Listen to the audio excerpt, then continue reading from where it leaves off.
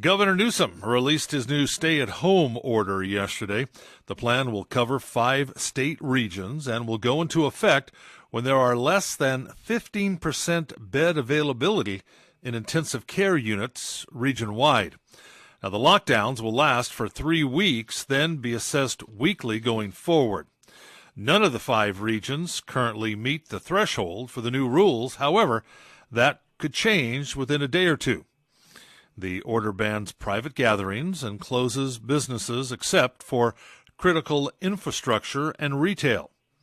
Amador is in the greater Sacramento region, while Calaveras is in what's called the San Joaquin Valley region. Now, under the new orders, schools can remain open based on decisions by local governments, and restaurant service will be to go or for delivery only.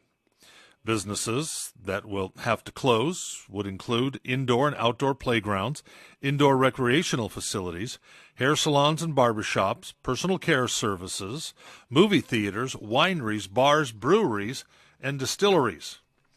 Several sections can remain open with masking, physical distancing, and other restrictions. Indoor retail may operate at 20% capacity, with entrance metering and no eating or drinking in stores. Indoor shopping centers may operate at 20% capacity with the same restrictions as for retail. Hotels and lodging will be open for only critical infrastructure support. And offices should work remotely except for critical infrastructure sectors. And places of worship and political expression will be allowed with outdoor services only. A region will have 48 hours to implement the stay-at-home order once it's triggered. Well, a McCallum Hillman arrested on various charges following Wednesday morning's solo vehicle accident on Highway 26. CHP reports that around 5:30, CHP responded to 26 and Olive Branch Road. Upon arrival, personnel learned the driver fled the scene on foot, leaving his injured passenger and 3 dogs. The driver had left with another dog, according to witnesses. Well, around 9:30, CHP and Calaveras Sheriff began getting reports of a bald man approaching homes, asking to use a phone. The callers described him as having 2 dogs and sweating profusely. CHP and Sheriff deputies responded, located David Galvin, approximately 4 miles from the original collision scene. He matched the description provided by witnesses and had items in his possession linking him to the vehicle involved in the collision. The vehicle had been reported stolen out of Fremont. Galvin was arrested, booked on charges including hit and run, possession of a stolen vehicle, vehicle theft, and animal cruelty. And a Volcano woman was arrested for driving under the influence following a hit-and-run accident Wednesday afternoon. According to the CHP, Gary Mann of Sutter Creek was stopped on Shake Ridge Road at Ramshorn Grade when Tracy Nooner was traveling westbound on Shake Ridge Road attempting to make a right-hand turn at the intersection and continue on. Due to her reported level of intoxication, Nooner allowed her vehicle to cross into the opposite lane. The front of her vehicle impacted the left rear of Mann's. Following the collision, Nooner fled the scene westbound as Mann attempted to follow. He was able to get the vehicle's license plate number before backing off the chase. Nooner was later contacted at her residence and placed under arrest for driving under the influence and hit and run. Neither drivers nor Mann's passenger were injured. In response to the COVID-19 status, and in order to maintain health and safety of Calaveras Water District employees and the community, the CCWD main office now closed to the public.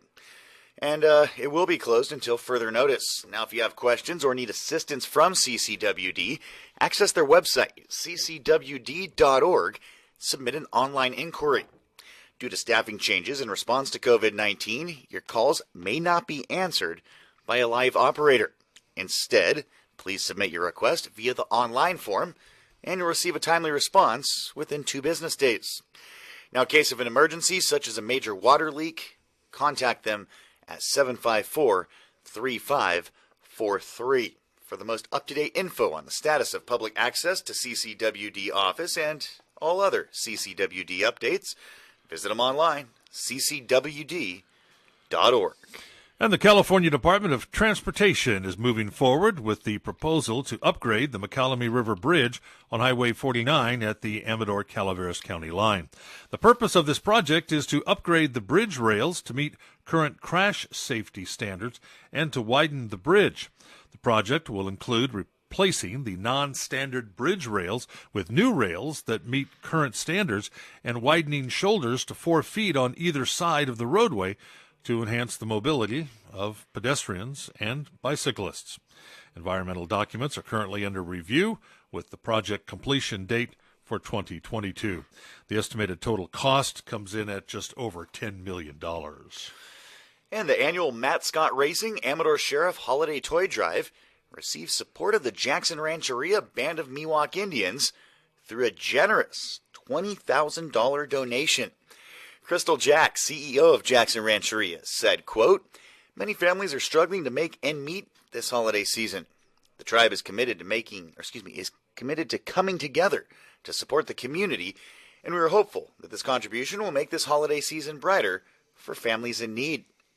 Well, this year the holiday toy drive will be a drive-through. It will take place tomorrow from 9 to 1 in front of Foothill Appliance in the Amador Shopping Center. Again, it is a drive-through. All COVID-19 precautions will be in place. Simply drive up with a new unwrapped toy. Santa's helpers will come out and collect your donation. It's that easy. If you would like to make a monetary donation to support the purchasing of toys for this year's distribution, checks can be made payable to the Amador County Community Foundation, dropped off to Kevin Barnett at the Buy and Sell Press. For more info, contact Barnett at 223-3333. And you can give the gift of life. Veterans Community Blood Drive coming up on Monday, December 7th from 10:30 to 5:30, American Legion Hall. Donors are required to wear a mask or face covering. Vitalant is testing blood donations for COVID-19 antibodies as well. Please bring a photo ID and eat well and drink plenty of water. For more information, 304-8770. You know what that made me realize? Am I a selfish person? Because I should probably give blood every time, but when I heard that, I said, hey, I'm going. I'm going to find out if I have the COVID antibodies. Great way to find out, guys. And you're doing a good thing, giving the gift of life. So. Giving the gift of life. All right, that wraps up a look at local news on a Gold Country Friday morning. From the KVGC News Center, I'm JD. And I'm Jim Geedy reporting. Remember, for the latest news, traffic, and weather, 24 hours a day to visit our website. That's kvgcradio.com.